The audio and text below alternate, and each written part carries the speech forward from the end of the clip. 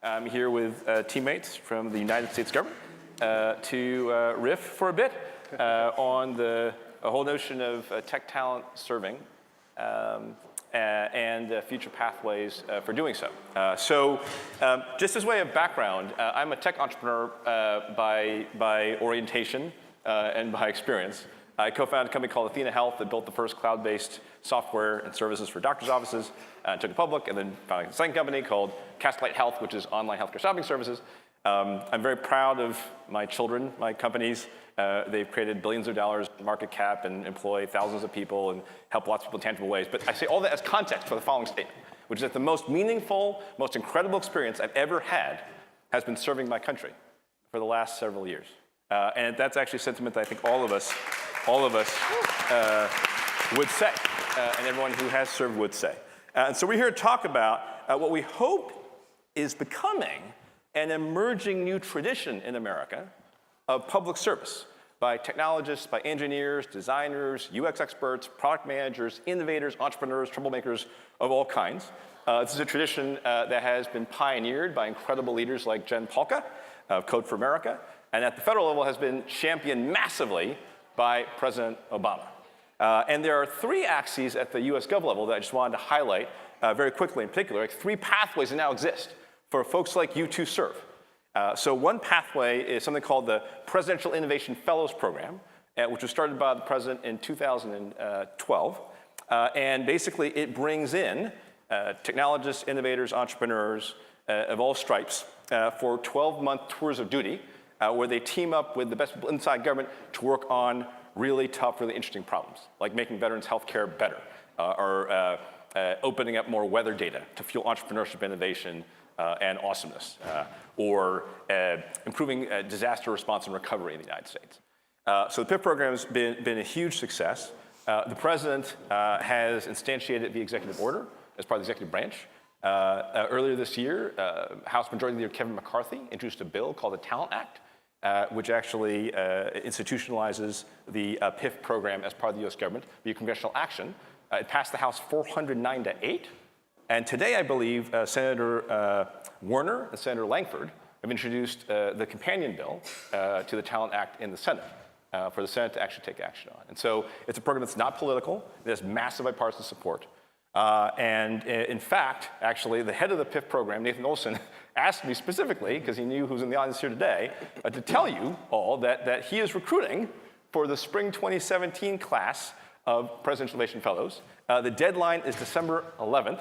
All of you should think about it. And the products are incredibly exciting. I just wanted to shout them out for a second. So how might we help reimagine the next generation of air traffic control? How might we create jobs and economic impact by leveraging our federal investments in R&D? How can we help cities move forward, leveraging smart city technology? Please apply. How can we help expand broadband access to communities that are currently underserved? There's also a Veterans Healthcare Experience project that's actually being formulated. So these are the kinds of projects that PIFs work on. So please all think about applying. December 11th is the deadline. Apply.pif.gov, for the spring 2017 class. So that's one axis, which you'll hear a bit more about from Clarence, who came in as a PIF. Second axis are two new kick-ass internal tech teams that have been built inside the US government called the US Digital Service and 18F. You can Google them to read a lot more about them, but the gestalt of them, they each number about 200 amazing technologists now. And essentially what they do at the highest levels, they send in small teams of folks to work with agencies like the VA or Homeland Security, et cetera, to dramatically improve federal government services to the public at dramatically lower cost. So a great example of these kinds of engagements is there was a legacy online application for veterans to utilize to actually apply for and get healthcare benefits, like the ability to go see a VA doctor, see a VA hospital. It turns out that 70% of the applications were victimized by errors, basically broke because of errors, right? So it was impossible to use, and that actually led to a buildup of people actually trying to apply via the call center or in person, and the call centers and the in-person offices were overwhelmed, right? So a US Digital Service team went in and worked with incredible people at the VA, and over the course of a few months built a new online application for healthcare, which went live early this summer on a new site called vets.gov. Its error rate is that, not 70%. Over 50% of veterans who apply get auto-adjudicated for healthcare within 10 minutes, everyone within 5 days, and actually virtually every veteran who's applied via that online application has been able to actually, if they need a doctor, see a doctor within a week, right? So that's the kind of change we're talking about, and it's change that saves money and saves lives of people who fought for our country. So that is the kind of work that there's the opportunity to do. So that's USDS and 18F. Then the third axis is actually in the realm of policy. So a growing number of tech-savvy innovators, technologists, et cetera, are actually coming into government for tours of duty to help actually make public policy better. This is important not just it's very important in realms of tech policy specifically. So you don't want to be making autonomous vehicles policy for America, right, to unleash economic growth and keep people safe without people who really know that stuff at the table helping to craft it, right? But it's actually also the case that even for, in the broader sense, more general realms of economic policy, domestic policy, national security policy, it's increasingly difficult to think of a problem, right, where it would not be incredibly useful to have a technology at the table. Which is not to say that tech's going to solve everything, right? I mean, I'm a tech entrepreneur, right? I was US CTO, I'm White House tech advisor in Silicon Valley. I'd be the first person to tell you that tech ain't unilaterally going to solve any freaking problem, right? But it is still the case, though, right? On a growing number of questions, having technologists, an actual applied technologist, and by technologist I mean engineer, product, design, et cetera, right? By having tech innovators at the table with you, you can understand the problem better. You can think about it in more creative ways and think about possible solutions and how to unlock solutions in better ways. And so we'll hear examples of this right now, because actually the best way to understand how service by folks like you can improve the future of America along these three axes is different people who are actually serving. So we're gonna have brief lightning talks, about 3 minutes each, by each of the incredible Americans on stage. And they'll tell you a bit more about basically their personal experience serving and why you should too.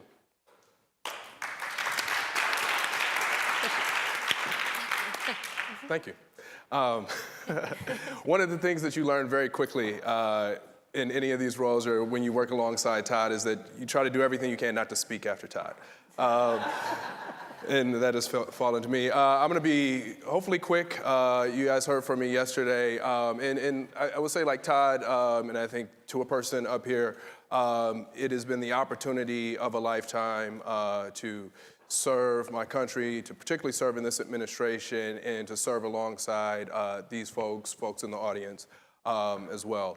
And I just want to speak briefly. Todd asked me to talk a little bit about my path and maybe some advice on how folks in the audience can think about creating similar pathways and opportunities. Thought the last conversation was actually pretty illuminating, and we've touched on it a bit here. I think that philanthropy has a role to play in this. As the gentleman from the Community Foundation was saying, nonprofits have a role to play in this, particularly leadership, stepping up and asking for these resources. In the private sector, and particularly folks here in Silicon Valley have a role to play in this. Just very briefly, the message I want to leave folks here with is, and there's a decent number of folks that came. There was a convening Monday at the New America Foundation where we had a whole day-long session on this topic of how do you create a public interest technologist pipeline? How do you get people willing to serve, to come into government, to leave sometimes they're really good jobs, or to start a career in this space? And I don't really believe personally that it's a pipeline issue, right? I think as the gentleman was talking about earlier, each successive generation, this notion of mission and wanting to serve, it becomes more and more pervasive. And I think that you talk to folks, there was a woman at our table earlier, you talk to folks here at Stanford or pick a university around the country, young folks want to come and serve. And government might not be the first place that they're thinking about it. A lot of times it's, let me go and start my own company to solve some of these issues. And I guess the pitch that I want to make, and I think the pitch that is incumbent upon all of us to make, is for that generation, is to create the space and the opportunity for folks to come into some of the traditional institutions to actually serve, right? As someone, I did computer engineering undergrad, did a PhD in engineering, had always wanted to kind of be in the public policy space, but really didn't see a clear opportunity until something like the Presidential Innovation Fellowship came along, where it was a publicized opportunity made very clear. And I knew that it was a place where I could show up with people like me, serve, and have impact. I had started a company in the kind of social entrepreneurship space, and I scrapped and clawed for every user that I could possibly get. And the thing that was really appealing to me about the Innovation Fellowship is I could go to government, to the United States government, and have the largest platform of users, installed user base from day one. And really what we're trying to do is find value and improve people's lives. And so that opportunity, once it was made clear, once funding is obviously a role in this, you have to pay people to come to do this work, but you have to make the opportunity clear. And the other piece that was touched on is leadership. Todd is an excellent example of this. Megan, folks like Roy and Dave that I've had the opportunity to work with, and then the president himself, right? It starts from the top down. Leaders have to care. Leaders they don't have to be technologists themselves, but they have to be curious. They have to be willing to listen, have an open mind. So I'm gonna leave it there, but I think those to me are the most important things if you take away, this notion of how do we get technologists, we had a lot of conversations around data and tech on these problems. We have to create those pathways for people to come serve. So thanks.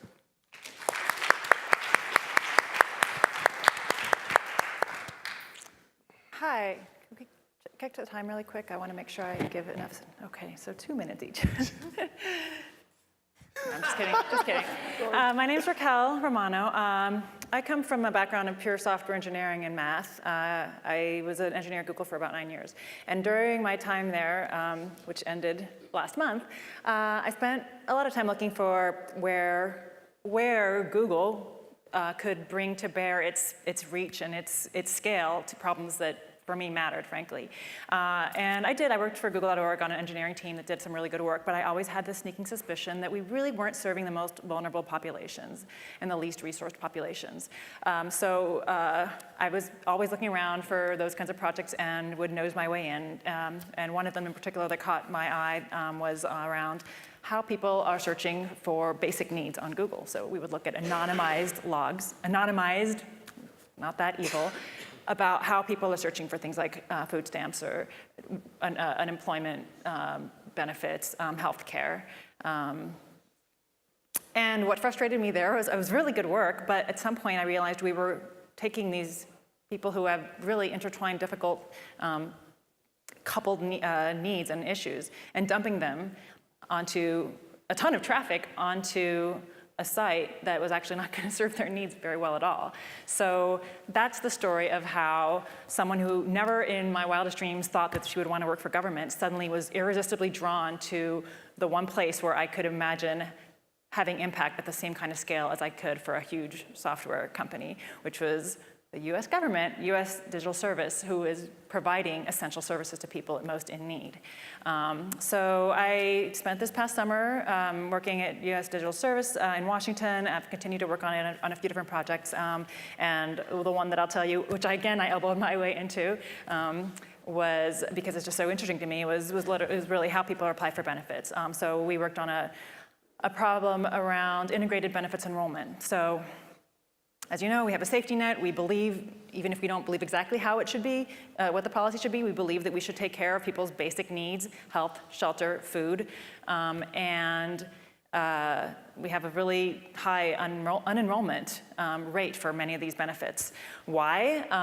In some ways, the eligibility rules are more as complex as the federal tax code, and the enrollment process is as burdensome as filing for taxes or buying a home or doing any of these processes that people who are resourced can hire a lawyer to help, bring over an immigrant relative, or hire someone to do your taxes, or take time off from your white-collar work, or spend time at work doing this sort of thing, which is not the case for people who are less resourced.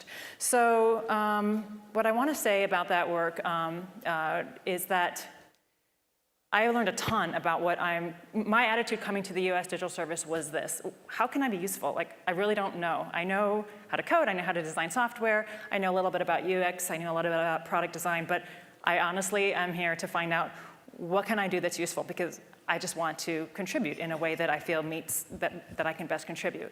And I learned that there are several ways. One is translating between all these different people who are trying to do good work, right? First we have the end users, understanding their needs in a really humble way. I feel like the USDS is the most humble set of nerds I've ever worked with, and that's what I loved about my teams there.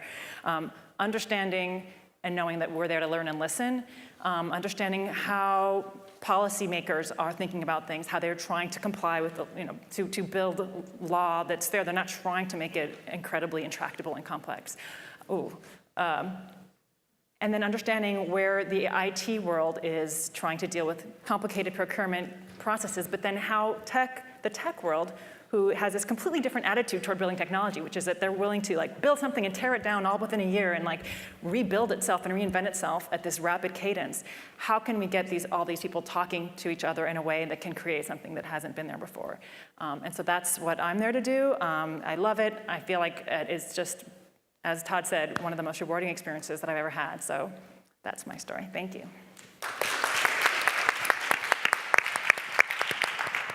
Hi, I'm Ryan Burke. I work at the National Economic Council, which is an organization that helps to coordinate economic policy within the administration.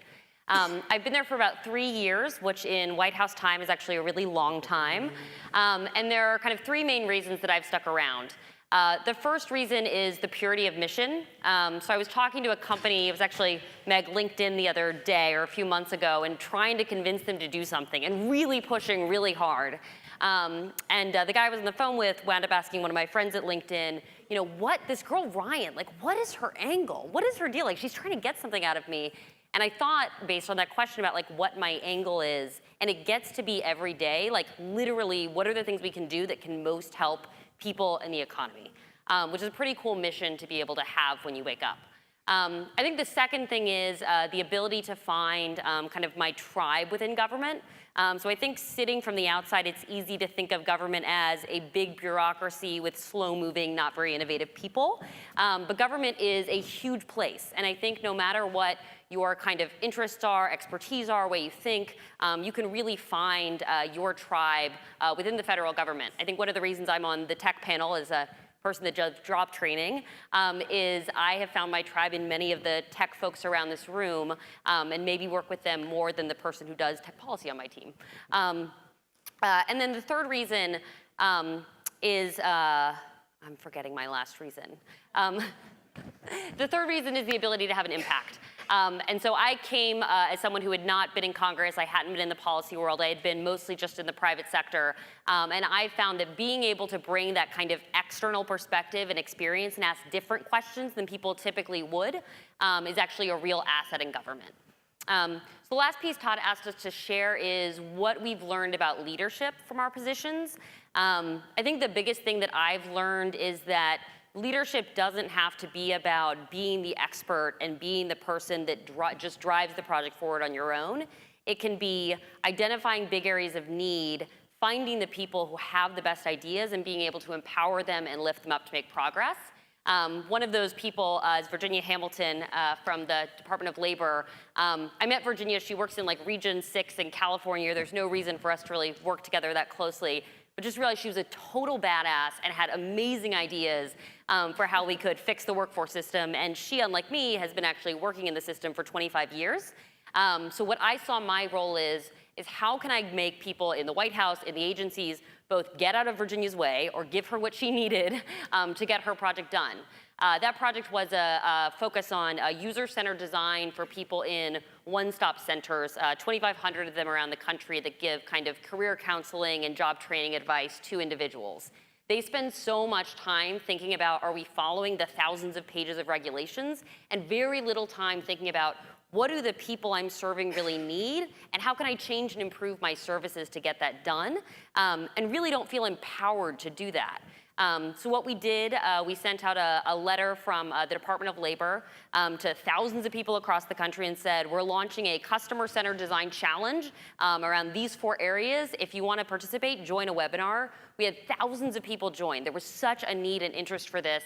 83 teams who wound up coming to the White House for kind of a celebration of their progress. And really the impact was not just those individual projects, but it was a mindset shift that they had to take this into their work, regardless of what they were doing. So I guess I would say that's a great, to me, lesson learned that, finding people like Virginia, you can do projects that have a really big impact.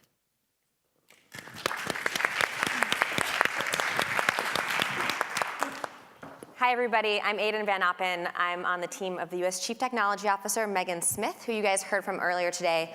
I'm actually not going to talk as much about coming into government, but what we can do as a full ecosystem together. My role is really about bringing the tools of technology and innovation to the administration's work with low-income communities. So a little bit relevant to what we've been talking about here today. But before I came to government, I was working on community engagement with slum dwellers in Delhi, and I was acutely aware of the ways in which they were held back by the lack of digital tools that were really tailored to their specific needs. And so as we've been talking about today, technology has the potential to accelerate and deepen new solutions to issues of persistent poverty.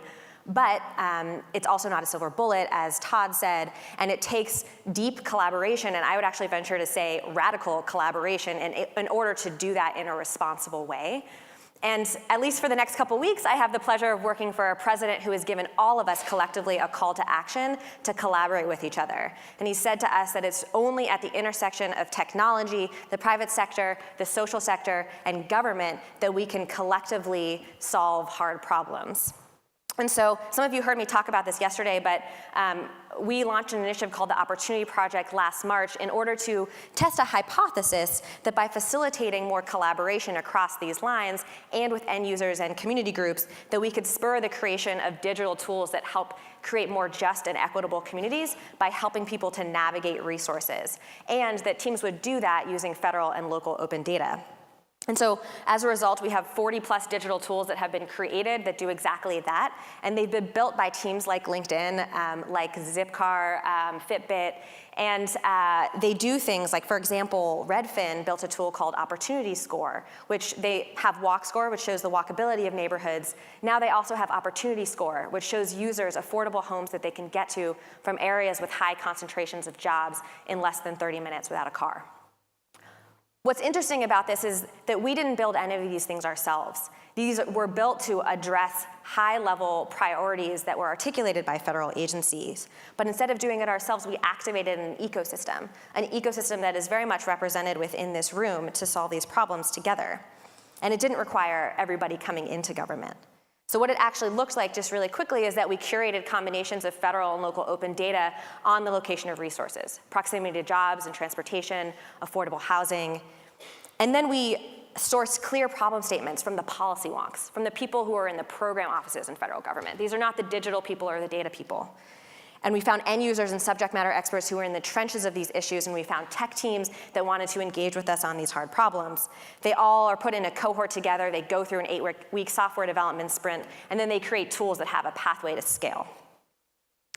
There's an example that I love, which is around the US Department of Agriculture and the need that they articulated for rural county officials with low capacity to be able to identify their assets and their specific needs. And there was one particular tech team, which was turns out a quasi-governmental tech team of the Estonian government, which it turns out they are also interested in helping to increase access to opportunity for Americans, just like many of us in this room. And they built a tool that was in partnership with a man named Michael Solomon, who is a rural county official in Pulaski, Virginia.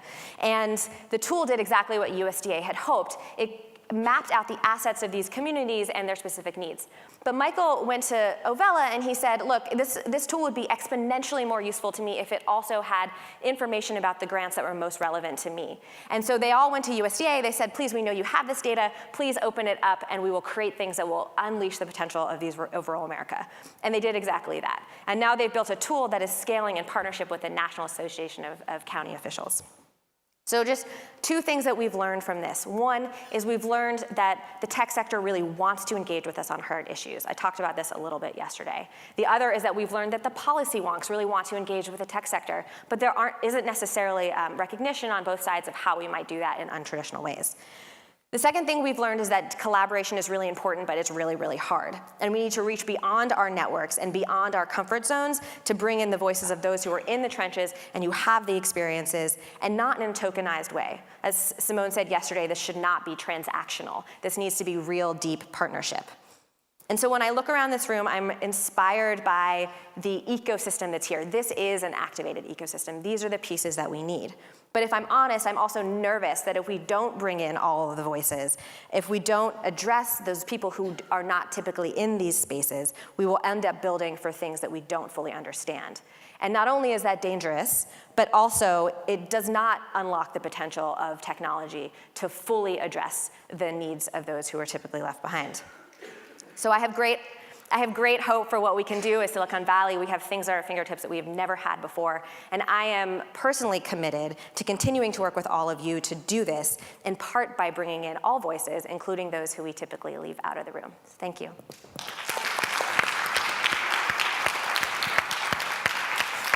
So I know we're like over time, which is my fault. I'm super sorry. And so just in conclusion, I would just like to ask everyone in the room to help support this emerging tradition of public service by technologists and innovators, either by yourself considering service at some point at the local, state, national, international level, by encouraging others to do the same. And we promise you it'll be one of the most amazing experiences you ever had. And the final thing I would say is that one thing that really struck me from listening this afternoon, I just arrived around 1 o'clock, was that I think it's increasingly the case, may have been the case for a long time already, that if you look at the major challenges and opportunities that face us, right, no one sector is going to unilaterally solve them, right? The government ain't going to unilaterally solve the problem. The private sector ain't going to unilaterally solve the problem, right? The nonprofit sector is not going to unilaterally solve the problem, right? The solutions to the problems that we face, the opportunities that we want to realize, the solutions come in the form of multi-sector solutions, where the public sector, private sector, nonprofit sector are collaborating to actually produce a result. That's going to require a generation of leaders who are actually fluent in the language, the methodology, the networks of the three sectors. And so I think one of the externalities, one of the benefits to society of public service by folks like you is not just the direct good that you do, not just the veterans' lives you save directly, right? But is what it equips you to do going forward as you become a bisector, trisector athlete and are able to lead across sectors and able to come up with ever more creative, powerful, ecosystem-wide solutions. So America is going to continue to need you more than ever going forward. And we hope that you consider serving your country that we all love so much. And thanks for hearing us out. God bless.